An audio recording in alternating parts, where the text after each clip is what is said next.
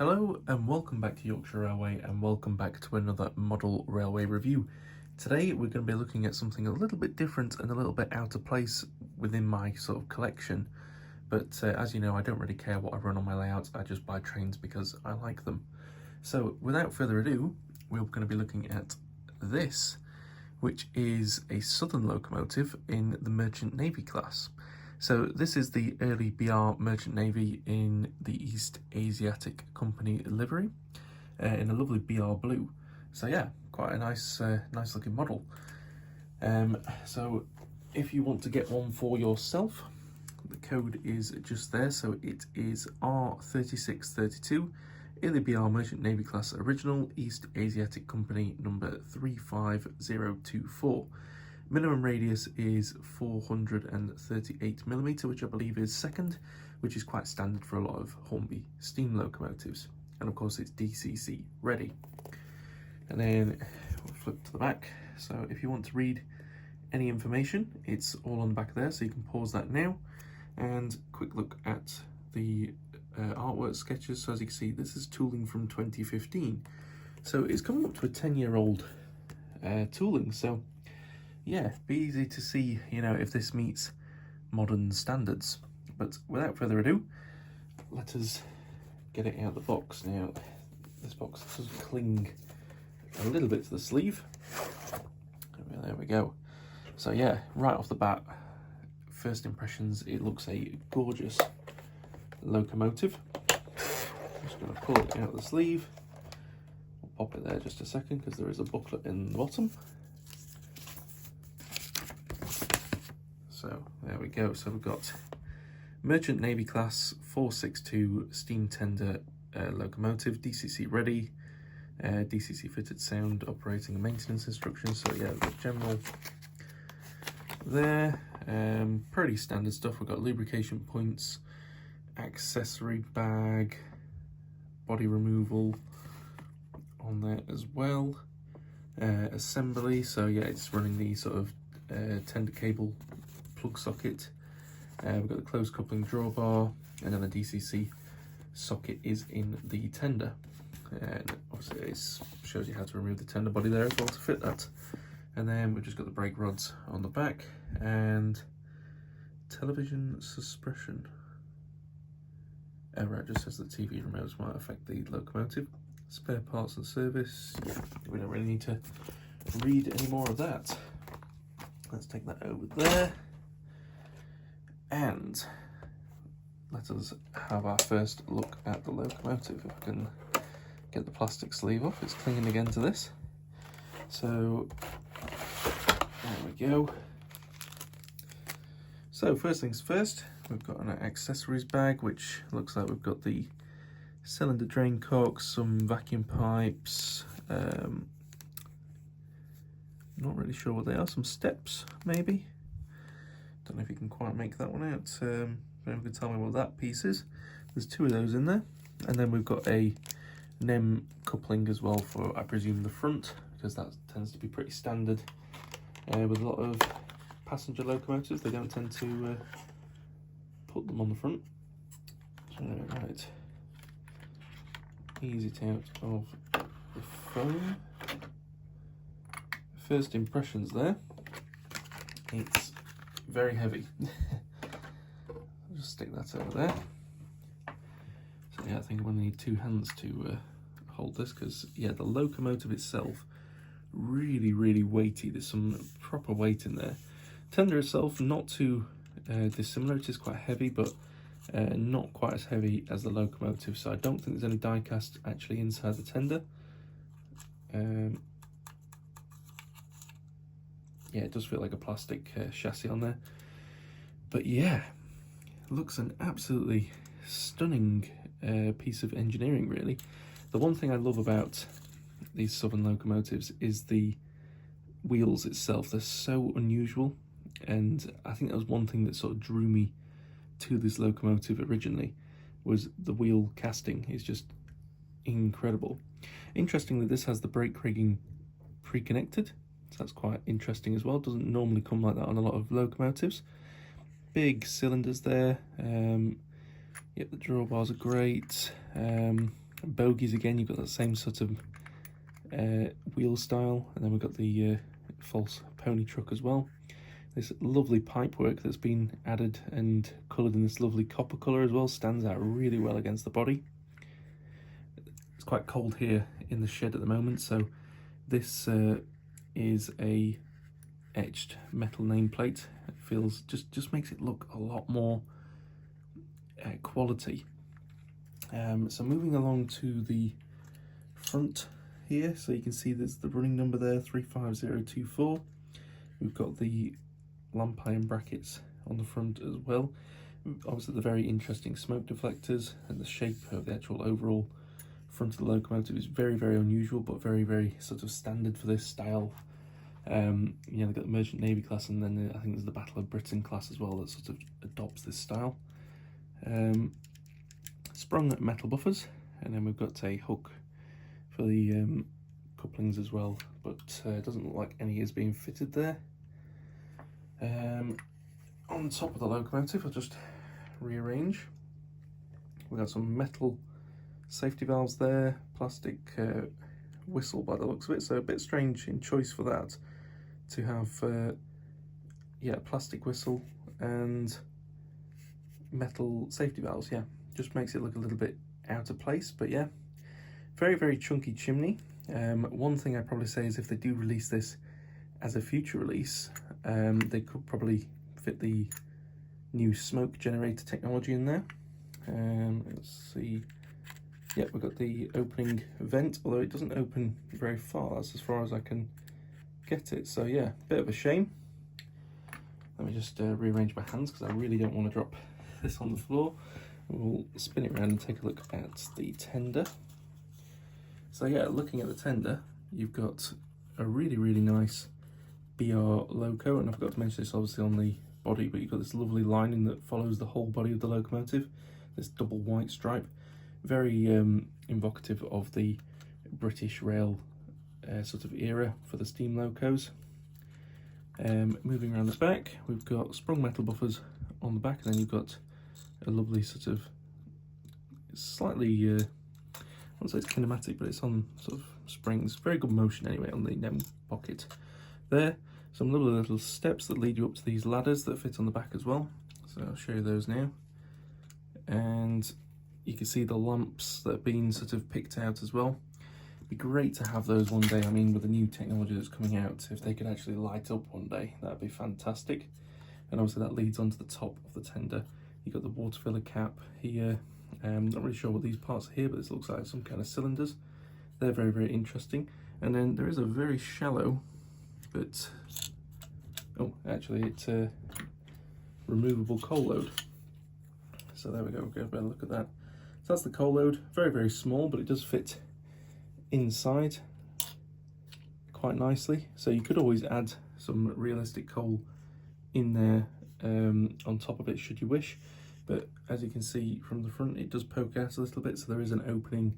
So you just have to be a bit careful. I probably disconnect the tender and add your coal load, and sort of maybe put like a bit of a blanking cap there, or maybe put some coal on the actual lip. Glue that in first, and then put your realistic coal in the back, so that way it can't spill out. And then looking into the cab, that is some fantastic detail, as you can see. Bit of a shame it's blocked out by the roof vent on the top, really, because that is some fantastic cab work in there. Really, really nice and detailed. Doesn't look like there is a flickering firebox. It is just closed, so a little bit of a shame, but who knows? Future releases might end up having that intact. And then obviously, yeah, we've got the nice printed number on the sides there, 35024. So yeah, overall looking a very, very stunning loco. Yeah, I do really, really like the look of it, but main thing is, how does it perform? So I'll get it down on the track and we'll see how it does around the layout. Okay, so down onto the track, and I think you'll agree with me that the Merchant Navy class looks absolutely stunning.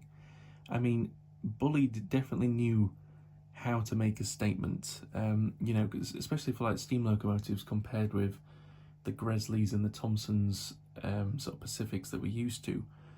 this style of locomotive just is out of the world, and you know, I can't imagine at the time when they were first sort of released onto service how the public must have reacted to the look of these, because they are just so out there.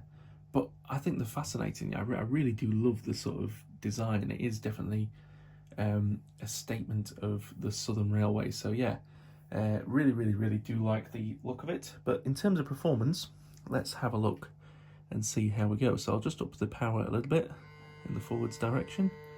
Let's see if we can get a crawl.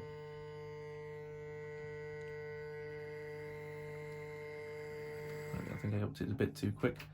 See if we can get in reverse. Oh, there we go. It is crawling.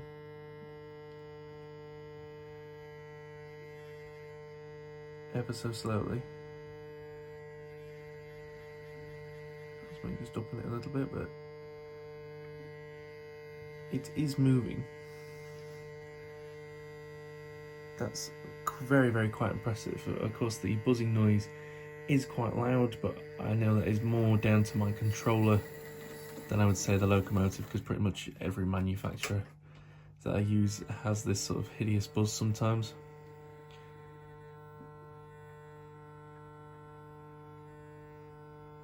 There we go. Let's see if we can get this forward crawl.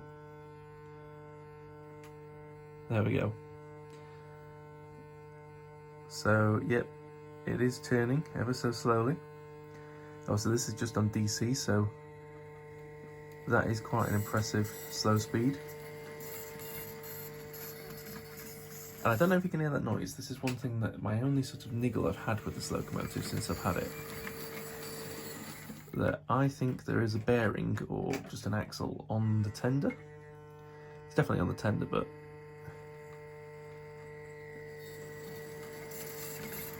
you know, can you hear it? That is the only sort of niggle I have, that there is obviously something that is just not quite turning how it should do, and it's catching on something and creating this sort of little squeak, and it's really noticeable at the higher speeds, more than it is the crawl. So yeah, I don't really know how to go about that. But in terms of locomotive performance, very impressive crawl, as you've seen at sort of normal speeds. It's running pretty well. And there's one thing I've just noticed as well. Let me just give it some juice. There we go, I stopped that. You see how far it's actually gone? I stopped it when it was about here, and it's rolled to here. So yeah, really impressive flywheel. There we go, I've overcooked it. Let me just go with the failure. I'll try that again. So I'll stop it when the tender comes into shot. I stopped a little bit early then, but you get the picture. It can roll quite far, so that is a really impressive flywheel on there. Yeah, really happy with the performance so far. So yeah, this has been sat in storage for quite a while. So what I'm going to do is I'm just going to give it a little sort of 10-minute running. You know, I don't think it needs an oiling or anything like that, but certainly just needs to stretch its legs a little bit. So I'm not going to give it a full running, but I will give it just a 10 minutes forwards, 10 minutes backwards. So yeah, 20-minute running all in all. And we'll see how the performance is when we come back.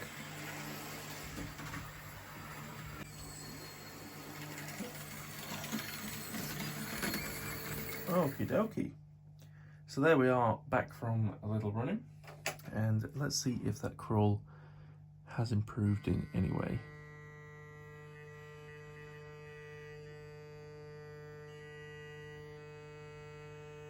Oh, there we go, it is moving. Yeah, I'd say it's a little bit more consistent now. It's had time to sort of stretch its legs and just, you know, ease off some storage aches. Yeah, that is a little bit more consistent. It is moving very slowly. So yeah, I can't imagine the performance on the DCC. If it was digital, yeah, I can imagine it could do a really slow crawl through a station, or you know, into a yard, and just easing it up. Yeah. It's on the points now, so let's see, will it start? Yeah, so it's got tender pickups in there as well, so yeah, Yeah, really, really great. Let's see if I do the crawl in reverse.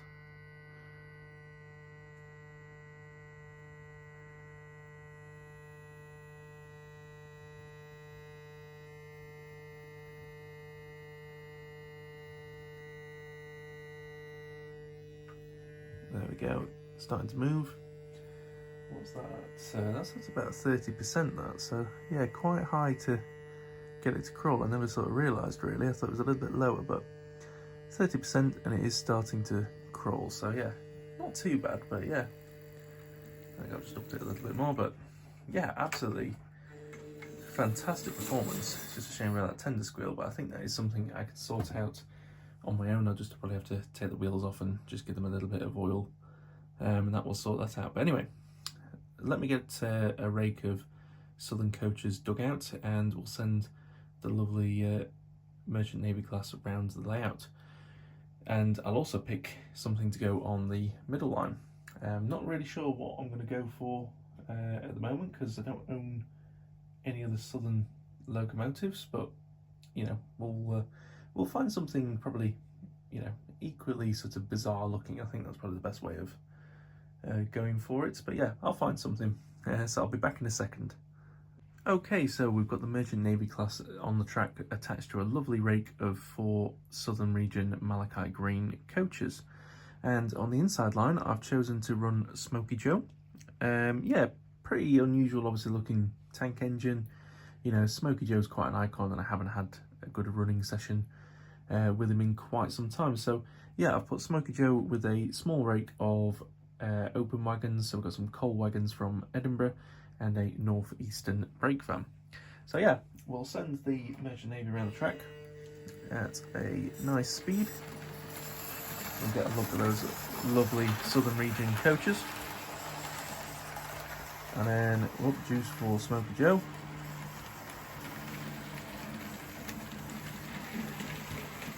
Not too fast, but just enough so that he'll be able to get over the points without stalling. And let's go and catch up with the locomotives. Okay, so here's the Merchant Navy class, obviously navigating the 3rd radius curves with no problem, no slowing down, just storming on as it does. And here comes Smoky Joe with its little rake of coal wagons. So we painted through in there now, which is amazing. However, I will never stop apologising for the video that I did in how to paint them, because I kept holding the fingers up to the wrong lens. So yeah, you can go and check that out if you want to have a look at my fingers. There we go. Yeah, some lovely stuff on the Merchant Navy class.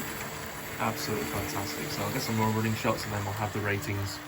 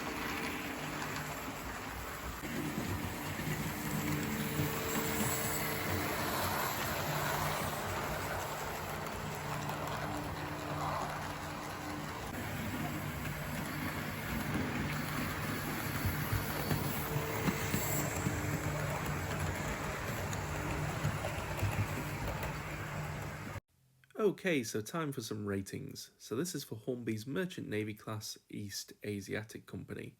And we'll start off with performance as always, which I've awarded 4.8 stars. So as you've seen in the video, I mean, this locomotive is incredible with its performance. Really a nice gentle crawl both forwards and in reverse. You know, we've got realistic sort of running speeds at sort of any speed really you pick on your controller. It's got a very, very nice steady speed to it. It's not cogging or anything like that, and obviously it has a very chunky flywheel inside it, which means you get some really good torque behind it, so it should pull a decent rake of coaches. My only sort of niggle for not giving it 5 stars is more down to the performance of the tender, which, as I stated in the video and you probably heard, has that awful squeak sound, which for me just is a little bit off-putting. And it came out of the box like that. That is not something that I have done to this locomotive. It's been like this since I've had it. I just haven't actually taken the tender apart to give it some oil and lubricate it in any way, because I'm judging it as it comes out of the box. Detail wise, I've awarded 4.5 stars, and that's nothing to say on Hornby's part that this is bad. It's more down to the class itself. So very similar to a lot of diesel locomotives, the outside of this is obviously very similar to like the A4s. It's streamlined, so there isn't really much in terms of exterior detail to choose from. Obviously what gives it a high rating is the fact that we've got etched metal nameplates. The wheels are very, very lovely. You know, they've got that sort of bullied look, really nailed down Hornby, so it's absolutely fantastic. Obviously the riveting you can see on the panelling for the streamline looks absolutely fantastic. Tender, it's probably one of the best tenders that I've ever seen on a Hornby steam locomotive. It's really well detailed. Coal load, although a bit shallow, it's a very, very nice realistic looking coal load, and we've got a fantastic cab area. So yeah, it's a very, very detailed locomotive, but it's hard to really award things 5 stars when you've got the likes of other locomotives that have so many separately fitted parts to them that make up the detail, where this doesn't, if you understand me. So I feel it's a bit of a cheap blow to award it 5 stars when there isn't really that much detail to go about apart from really the tender and the cab. Everything else is just, you know, streamlined moulded plastic at the end of the day. So yeah, you know, you can call me out if you wish in the comments if you think that's a bit cheeky, but for me, I don't think I can really award it full 5 stars just because there's not a lot of separately fitted parts. And as I say, it's nothing to do with the locomotive itself, it's just to do with the class. Livery wise, I have awarded 5 stars because the livery is absolutely flawless. You know, we've got really, really nice banding. There's no paint bleed between that. As I say, we've got etched metal nameplates that is fantastically decorated. Gives the locomotive just that little pop of colour other than the blue, which really stands out really nicely. As I said, it's got a really fantastically detailed painted cab. Nothing more to say on that. It's just a fantastically painted locomotive. Quality, again, 4.5 stars. I've awarded it 4.5 stars. Again, really, this is just more down to the squeak. Now, obviously, you might wonder why I've knocked the performance down a little bit and the quality. For me, the quality of that really shouldn't have come out of the factory, and I think it's just a little bit annoying that when you buy a new locomotive, you shouldn't have to take it apart to do anything to it other than if you wanted to DCC chip it. That is my point of view. It should come out of the factory absolutely flawless, and you should be able to just run it in and get the locomotive running without having to actually maintain it in any way, shape or form. Obviously, this can vary depending on how long, you know, a locomotive been sat on the shelf. So if you've gone to a store, for instance, and you've purchased a locomotive that they probably had in stock for 10 years, then yeah, you might expect that, oh, I'm going to have to do some maintenance and lubrication in some shape or form. I bought this from brand new. So I bought this back in 2021 when it first came out. Well, I say when it first came out, it was just after it had first come out. So it was still within the year that it launched. So I shouldn't have had to do absolutely anything to this. It should have just come out and been perfect to run. So that is my reason for dropping that just a bit lower than the performance, because it's having to take things apart and maintain them. And then value. Value is what bumps it up again, really, to 5 stars, because I paid £142 for this, which this was, as I say, back in 2021. I think it's absolutely fantastic. It's a good price for a very big tender locomotive. It's a very good performer as that as well. So bumps up the value. It's very highly detailed, and not only that, the full price of this was only £179.99, which I think is great. Most of the Hornby steam locomotives in today's money are £200 plus. So to have this at like 180, and then obviously I've got it a little bit later and it's been dropped down, I think it's absolutely fantastic price. Even at the full price, I would have been quite happy to pay 180 for this. So yeah, 5 stars all the way. And that gives us the overall rating of 4.76 stars, which is absolutely fantastic rating. We're above 4.5 stars, not quite 5 stars, but again, a locomotive has got to be pretty special to get up to 5 stars in every category. So yeah, I don't think personally it'll ever happen for me.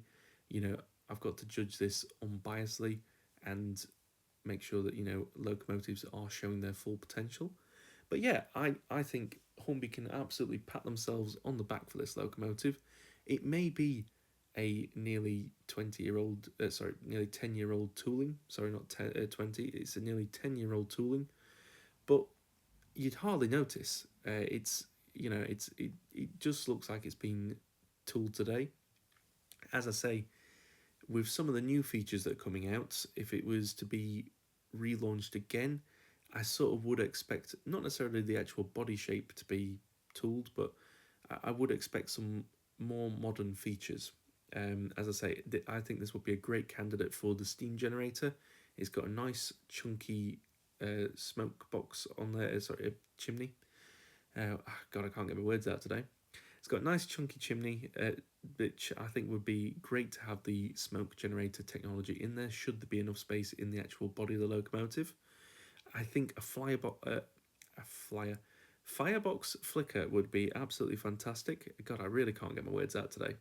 Yeah, a firebox flicker would be absolutely fantastic, and I think is the bare minimum should this get released again. I think there definitely will be room, especially with the size of the LEDs that you can put in there today. I think there's definitely room for that inside there. And as I said, with Bachmann's new release of its 08 that's upcoming, they've got those micro LEDs on there that look very similar to the lights on the back of the tender.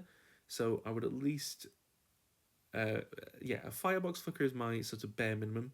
But I would say if it can't have the smoke generator technology put into this, I would love it if there was some lights available on the tender, as well as on the front, on the lamp irons on the front of the locomotive. That would be my absolute top wish for it.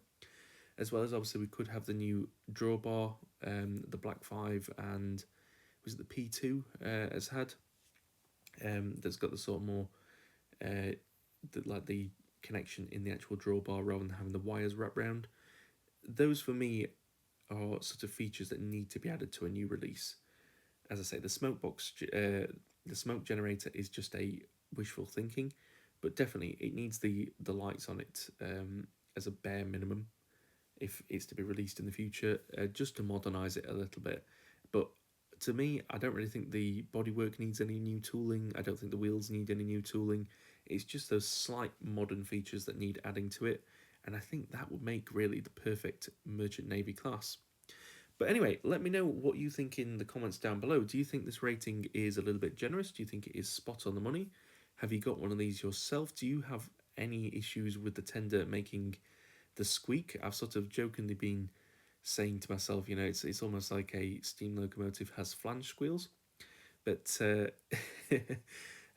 yeah, has anyone else had this problem with this particular locomotive, that it's had like a squeaky tender? And if so, drop that in the comments down below. As well as, do you have a Merchant Navy class in your collection? If so, I'd like to know which one you have. But that is all from me today, guys. I hope that you have enjoyed this video so much. And if you have, don't forget to hit thumbs up. Obviously, drop a comment. And if you haven't already, hit the subscribe button to support the channel. And that is all from me today. I will catch you in the next video. Take care, everyone, and I will see you in the next one. Bye bye.